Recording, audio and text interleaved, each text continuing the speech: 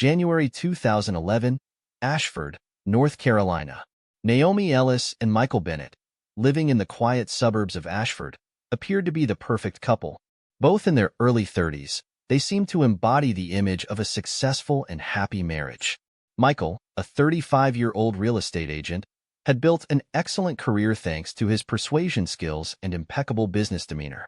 He specialized in selling high-end properties, earning a reputation as a reliable and diligent professional. Naomi, who had just turned 34, was his support and inspiration, a caring wife and mother to their two young children, for whom she had given up her career as an interior designer. February 6, 2011. Neighbors often noticed Naomi and Michael going out for walks with their kids or hosting barbecues in their backyard. On the surface, their life seemed picture-perfect, a cozy house with a garden, a strong family, and a future that seemed unshakable to everyone around them. The couple often held family dinners and invited friends over for evening gatherings. With a smile on her face, Naomi greeted guests and showcased the beautifully decorated rooms she had designed herself, maintaining the image of a gracious hostess. No one present could have imagined the dark shadows lurking behind this idyllic facade. Early March 2011. However, signs of cracks began to appear in Naomi and Michael's life. Michael became more withdrawn, often staying late at work and avoiding conversations with his wife. The usual family rituals, like morning coffee in the kitchen or grocery shopping together, became rare. Naomi felt their bond weakening, and though she didn't show it, worrisome thoughts began to visit her more frequently. March 12, 2011. Michael increasingly mentioned business meetings and trips. He came home late, citing a busy schedule and the need to maintain professional relationships. Naomi tried to remain calm but noticed changes in his behavior. He seemed more nervous, avoided eye contact, and frequently glanced at his phone, sending brief messages. The family photos, of which she was so proud and which were displayed throughout their home, no longer seemed to carry genuine happiness. Late March 2011. Naomi began to feel the weight of her own secrets.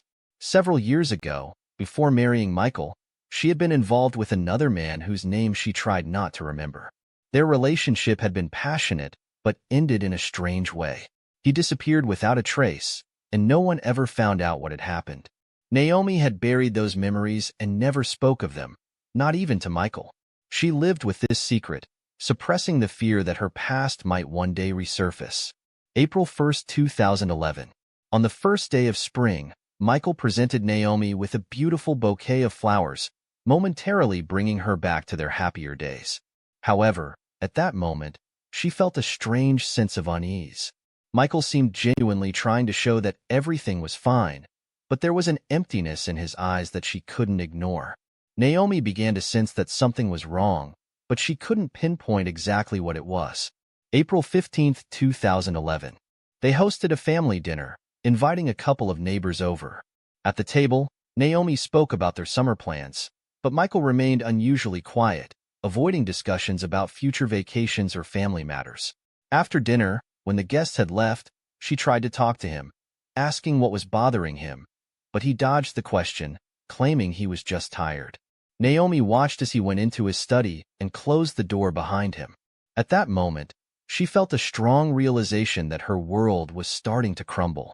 April 20, 2011. Naomi felt growing anxiety. She tried to find answers within herself, trying to make sense of the situation, but thoughts about the past kept recurring in her mind. What if her current problems were linked to what had happened years ago? What if the mysterious disappearance of her former lover was somehow coming back to haunt her and destroy her life? Thus, behind the facade of an idyllic life, Naomi and Michael's life in Ashford was becoming increasingly tense. No one around them suspected the dark shadows lurking behind the front of their beautiful house and seemingly flawless family life. May 1, 2011.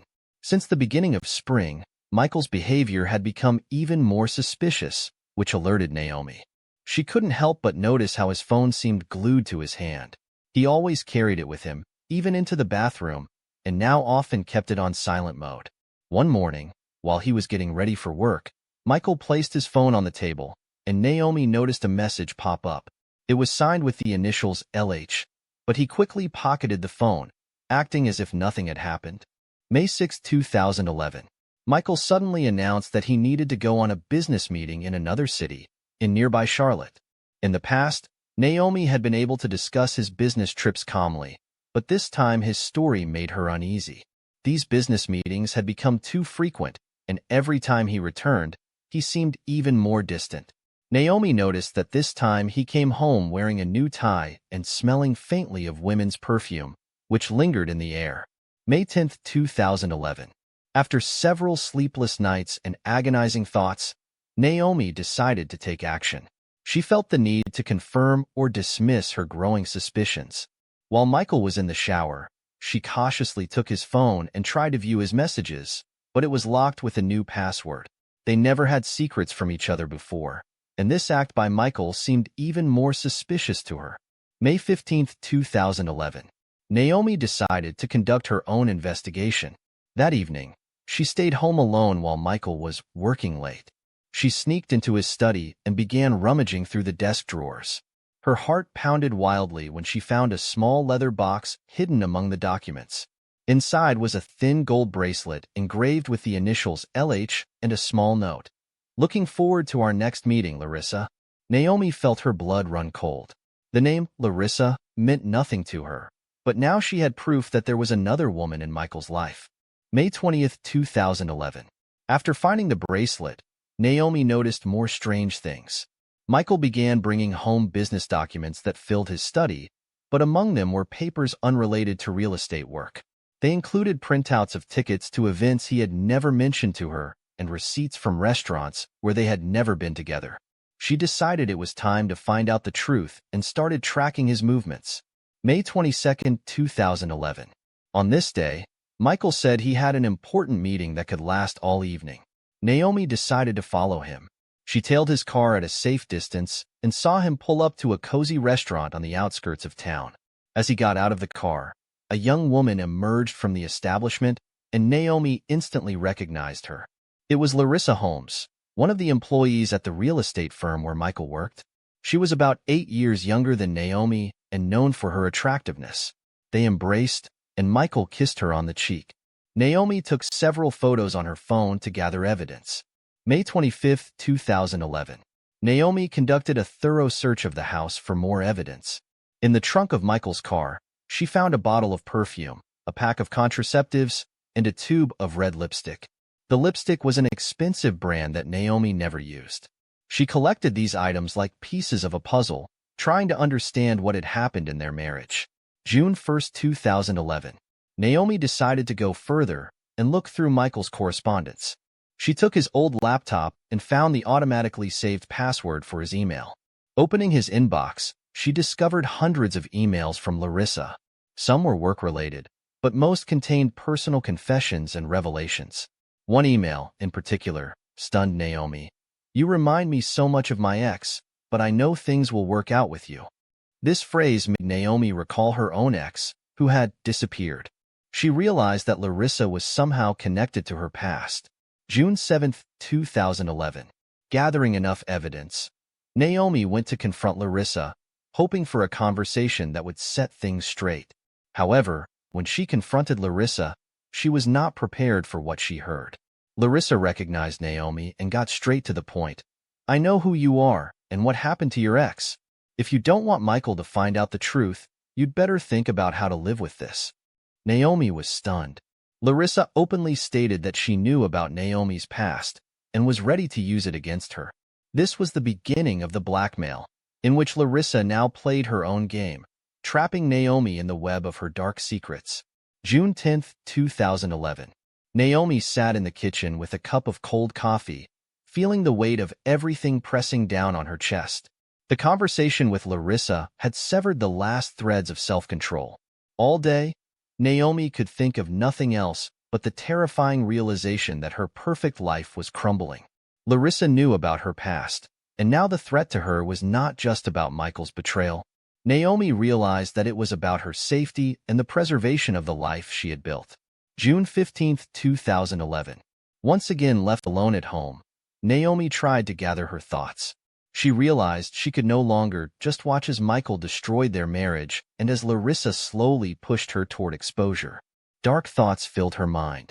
Against the backdrop of anger and resentment, fear and panic began to rise. Naomi remembered her ex, his disappearance, and those difficult months when she tried to forget about it. Her hands trembled, and she quickly hid them in the pockets of her robe, as if afraid that someone might see her state. June 18, 2011. Naomi began to understand that her life was in Larissa's hands, and this realization brought on bouts of despair. She locked herself in the bathroom, turned on the shower to drown out her sobs. She was angry at her own weakness and helplessness. She remembered Larissa's words and imagined how she might tell Michael everything about her past. Memories of her ex flooded back with new force. She recalled the last moments before his disappearance, the screams, the threats, the fear. The realization that her secrets were hanging by a thread only strengthened her resolve. Now, Naomi saw no other way but to act decisively. June 20, 2011. Something inside Naomi snapped that day. She stared at herself in the mirror for a long time, seeing a woman with red, tear-stained eyes that she barely recognized. This was the moment she made up her mind. She would no longer be a victim, neither of betrayal nor of blackmail. A cold expression appeared in her eyes as she composed herself and prepared to greet Michael with her usual smile.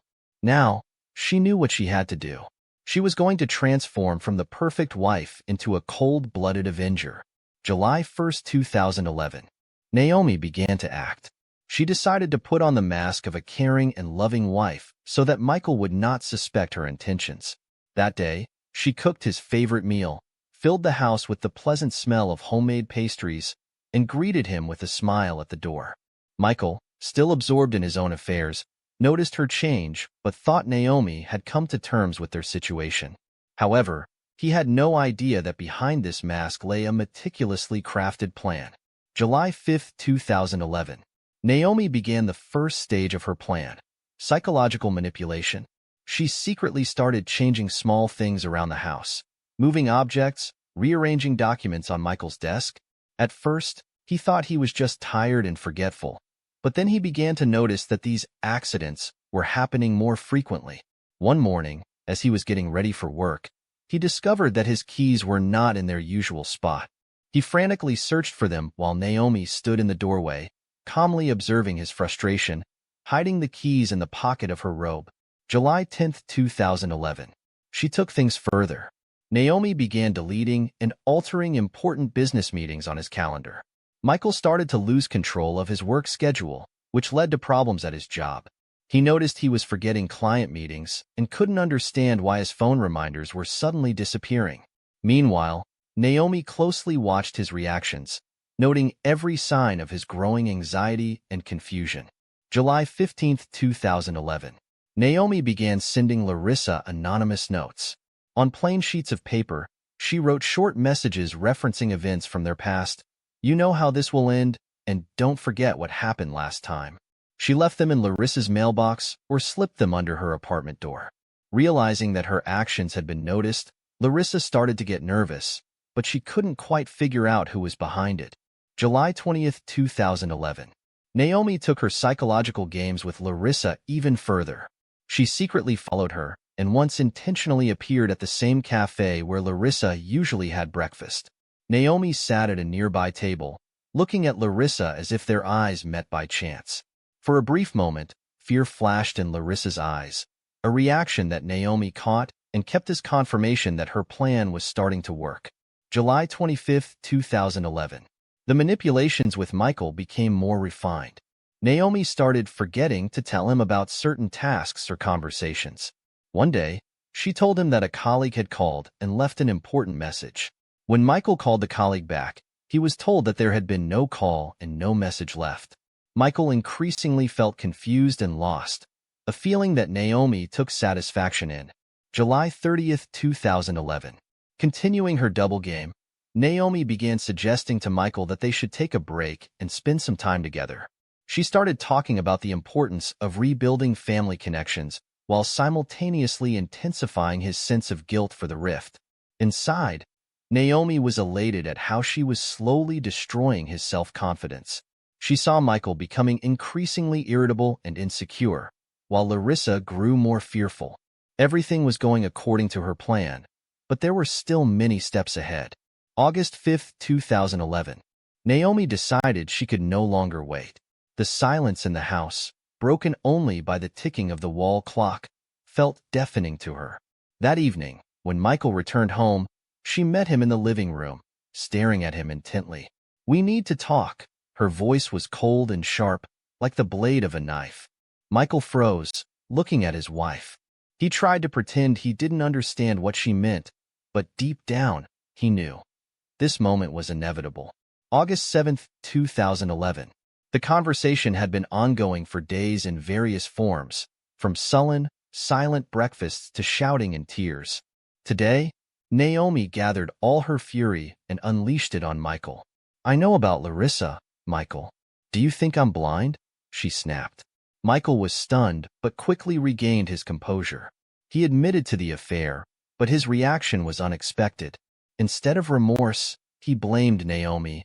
"You never understood me. You're so consumed by your perfect world that you can't see what I feel." August 10, 2011. After their confrontation, Michael left the house, slamming the door behind him. Naomi was left completely alone, feeling her anger mix with fear. In the evening, as she tried to calm herself down, her phone made a notification sound. On the screen was an anonymous message. "I know what happened to your ex. Do you think it will stay a secret forever?" Naomi's heart skipped a beat. She stared at the phone in shock, unable to comprehend who could have sent it. The message contained no hints, but it struck directly at her most vulnerable point. August 11, 2011. Naomi tried to go about her day, but the thought of the message haunted her. Images of the past flashed through her mind, memories of her ex and his disappearance. She realized that someone had started a dangerous game against her. Her fear turned into determination. She had to act, and quickly. Everything she had tried to hide could surface. August 14, 2011. Naomi checked her phone and computers in the house for signs of surveillance. She began to suspect that Michael might have somehow discovered her secrets and was now trying to intimidate her. Paranoia gripped her with new force. She felt that her world was becoming increasingly hostile and that those around her were potential enemies. August 18, 2011. Naomi decided that she could no longer afford to be passive.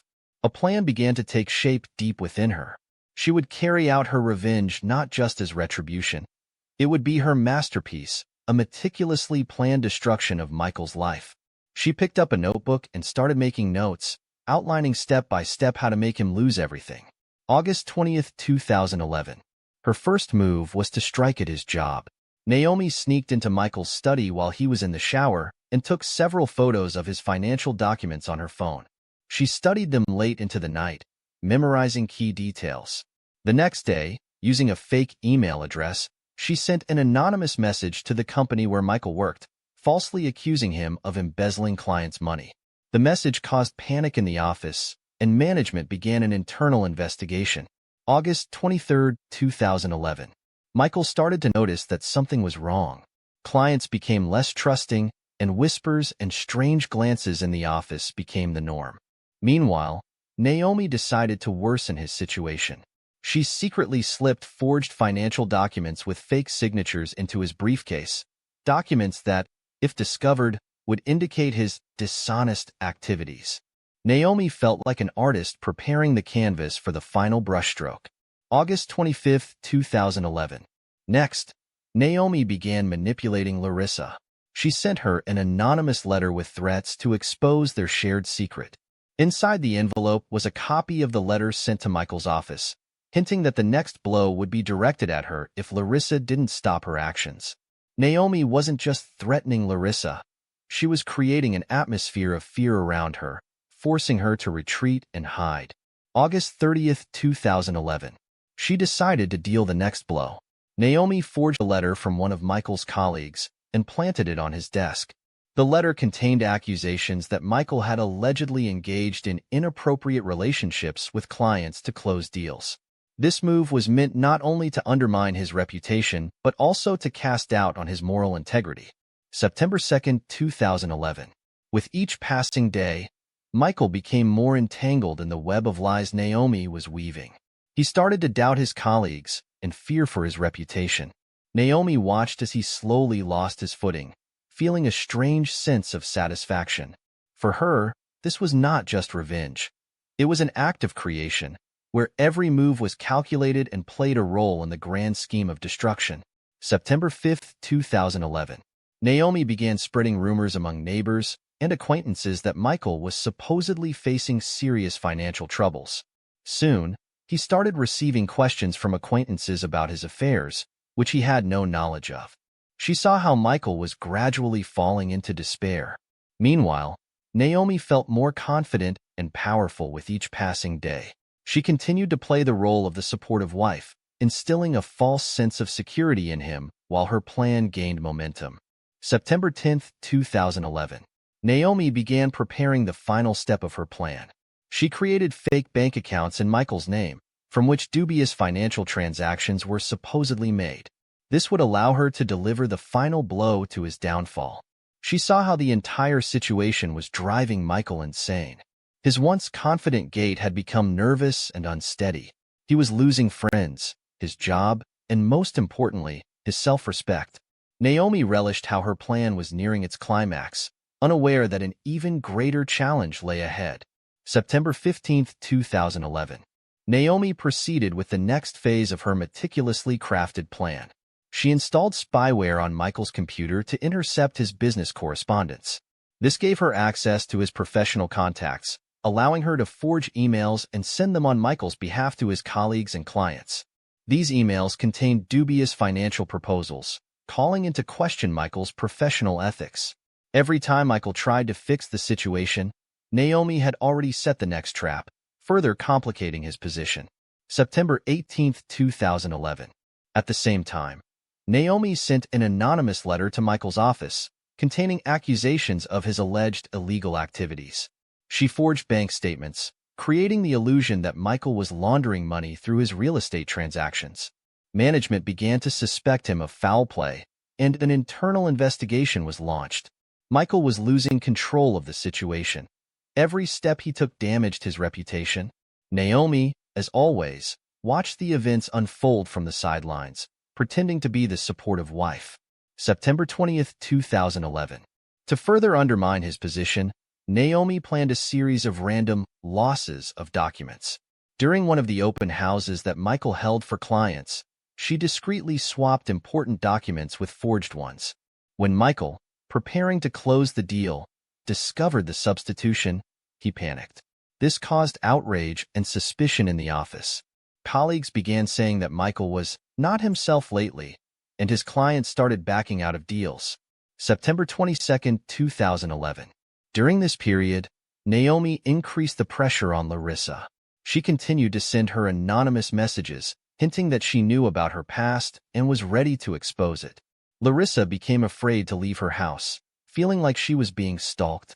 In one of the messages, Naomi included details of a meeting between Larissa and Michael that only someone closely watching her could know. Larissa began to suspect that someone close to Michael was behind all this, but she couldn't yet figure out who. September 25, 2011. A third player entered the scene, a man from Naomi's past. His name was Greg Simmons, a former colleague of her disappeared lover. Greg contacted Naomi through an anonymous social media account and sent her a photo showing her with that man just a few days before his disappearance. In his message, Greg wrote, "I know what happened. If you don't want the truth to come out, you know what to do." Naomi froze, feeling fear tighten around her. Now she found herself trapped not only by her own actions, but also by the secrets of others. September 27, 2011. Naomi realized she now needed to act even faster and more ruthlessly. She sent Greg money, hoping it would be enough to make him disappear from her life. At the same time, she intensified her pressure on Michael and Larissa, determined to confuse them completely and leave them with no time to think. Her plan began to unfold at an incredible pace, pushing everyone involved toward catastrophe.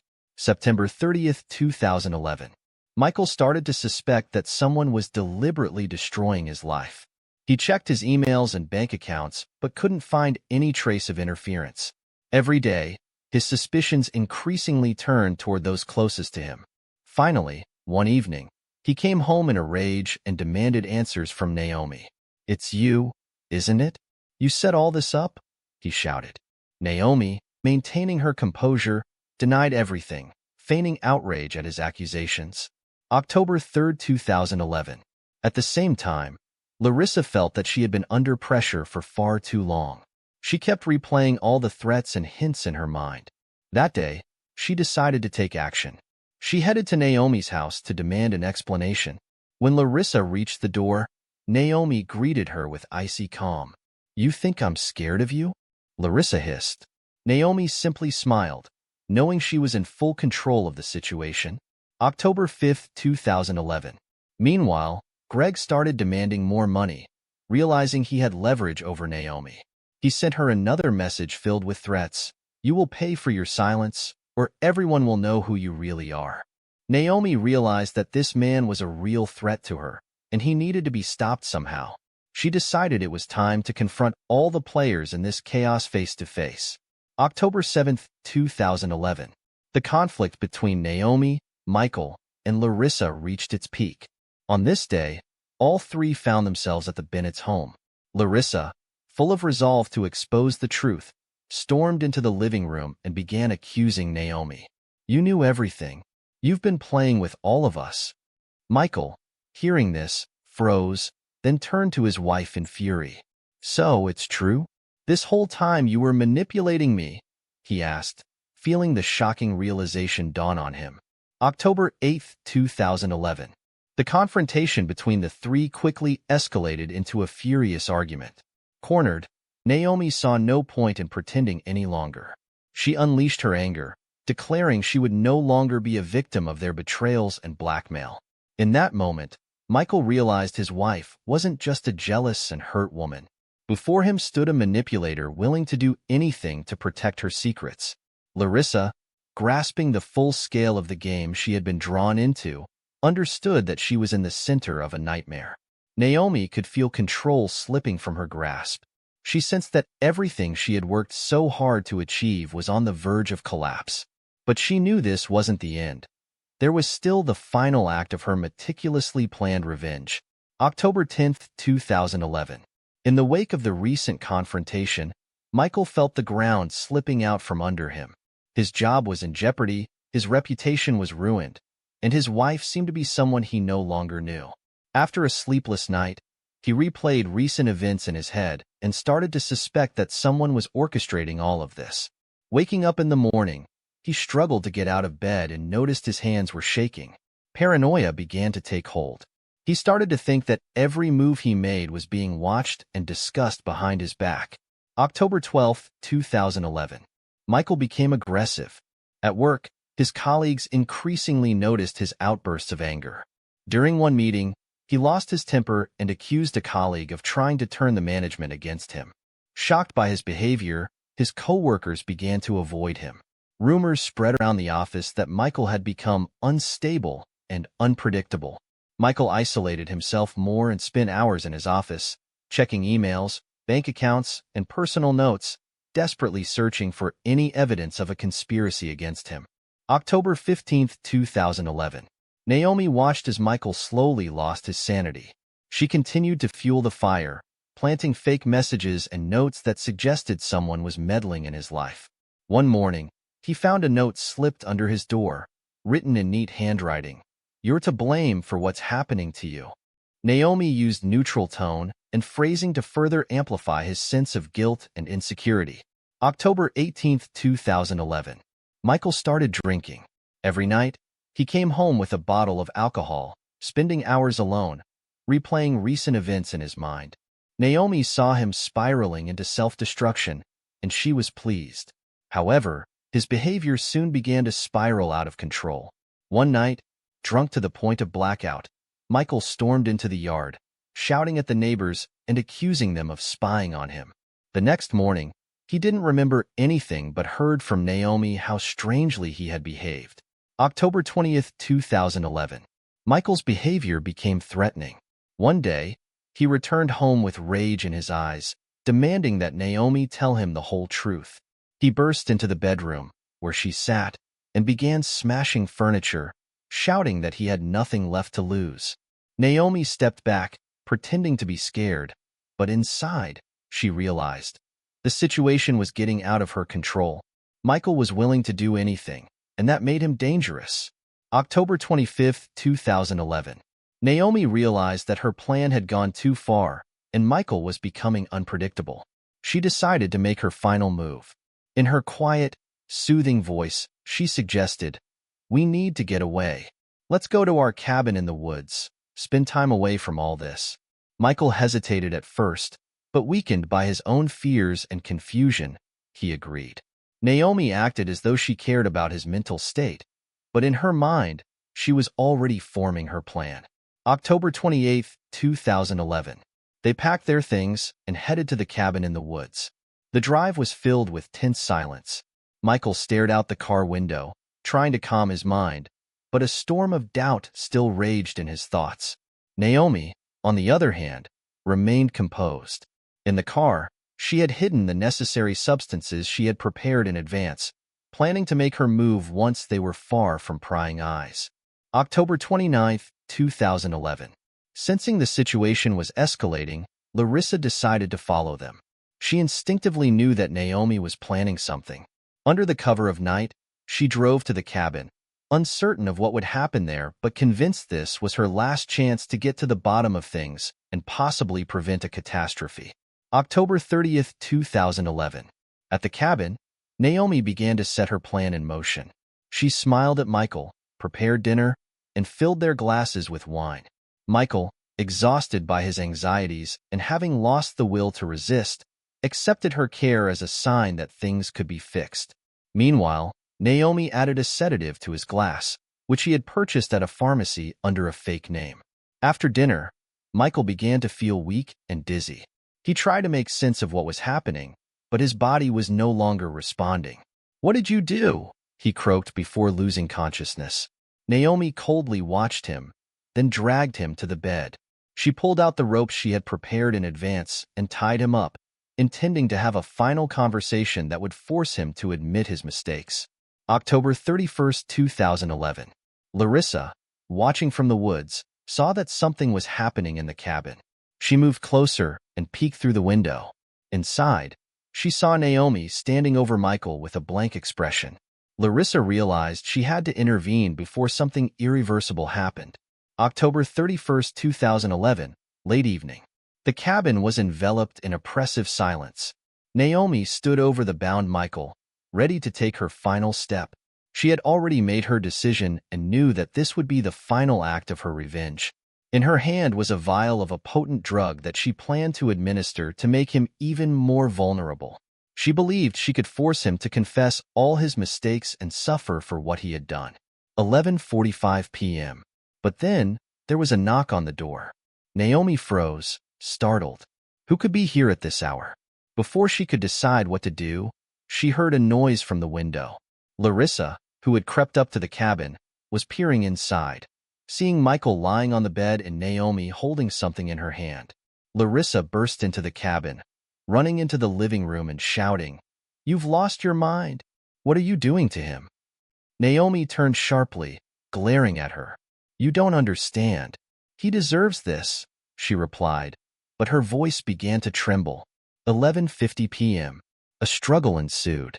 Larissa lunged at Naomi, trying to take the vial from her.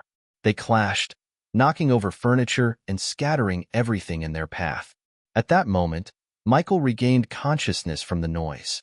He began to scream and struggle to free himself from the ropes. Naomi, trying to restrain Larissa, pushed her against the wall. Larissa hit the cabinet, fell to the floor but quickly got up, determination burning in her eyes to stop Naomi. 11:55 p.m. Michael, straining with all his might, rolled off the bed and fell to the floor, his hands still tied. He tried to stand, but his legs refused to support him. Larissa, seeing his efforts, rushed to help him. Naomi, losing control, grabbed a metal candlestick and charged at Larissa to push her away. However, Larissa managed to dodge, and at that moment, Naomi lost her balance. 11:58 p.m. In a state of hysteria, Naomi swung the candlestick, unaware of what was happening around her. At that moment, Michael, attempting to stand up, ended up directly in front of her. He took a step back but tripped over the rug and fell. Naomi, losing control of her movement, accidentally struck him on the head with the candlestick. There was a dull thud, and Michael slumped to the floor. November 1st, 2011, 12 a.m. For a few seconds, the room was silent. Naomi stood frozen, not realizing what had just happened. The candlestick fell from her hand and clattered to the floor. Larissa, running to Michael, tried to wake him, but he lay motionless. "What have you done?" Larissa screamed. Naomi slowly came to the realization that the situation had completely spiraled out of control. She looked at her husband lying there, her eyes widening in horror. 12:10 a.m. Larissa, with trembling hands, pulled out her phone and dialed emergency services. Naomi snapped back to reality and tried to grab the phone, but Larissa pushed her away and managed to say into the receiver, "Help! There's been a tragedy. Please come quickly." The operator calmed Larissa down, instructing her to stay on the line. Naomi began to panic, realizing that her plan was ruined. 12:20 a.m. The police arrived at the cabin 20 minutes later. The officers burst inside and saw the chaos in the room. On the floor was Michael, with blood on his head, Naomi standing nearby in a state of shock, and Larissa clutching her phone. Larissa immediately began to speak, trying to explain what had happened. She was trying to do something terrible to him. "I saw it all with my own eyes." The officers quickly assessed the scene and called for an ambulance. 1 a.m. The police began an investigation at the scene. During their preliminary search, they found evidence supporting Larissa's claims. On the table, they discovered a vial containing a potent drug, and in Naomi's notebook was a detailed plan of her actions. The evidence indicated that Naomi had planned more than just scaring her husband. 2 a.m. At the police station, Larissa was questioned and described Naomi's behavior over the past few months, her manipulations and threats. Larissa also mentioned Naomi's past, hinting at the disappearance of her former lover. This information raised suspicions among the detectives, and they decided to conduct a thorough investigation into Naomi's past. November 3rd, 2011. After several days of investigation, the police found evidence pointing to a possible connection between Naomi and the disappearance of her former lover several years ago.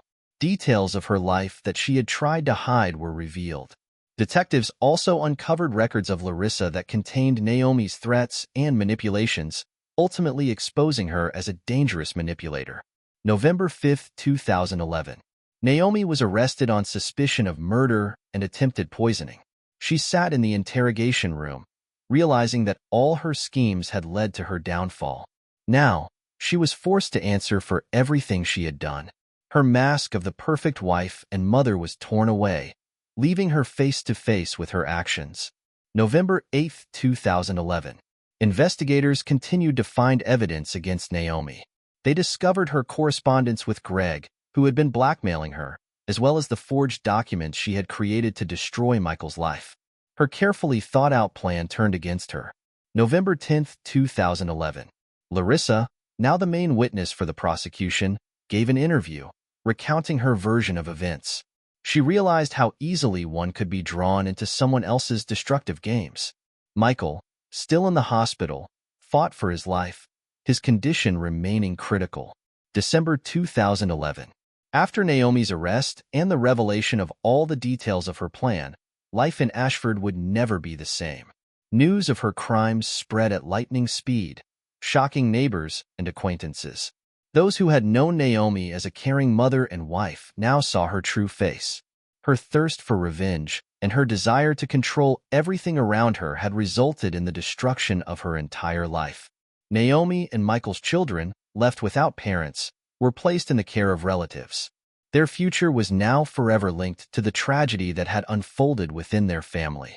Rumors and gossip circulating in the community continued to tarnish the family's reputation, leaving a deep scar on everyone involved in the story. Larissa, who survived it all, understood that she, too, had become part of the destructive cycle of revenge and manipulation. She moved to another city, trying to start a new life, but the memories of what had happened would haunt her for many years. Naomi, awaiting trial, realized that her desire for revenge had led to her self-destruction. In her cell, she was left alone with her thoughts, feeling the emptiness that remained after her entire life had collapsed.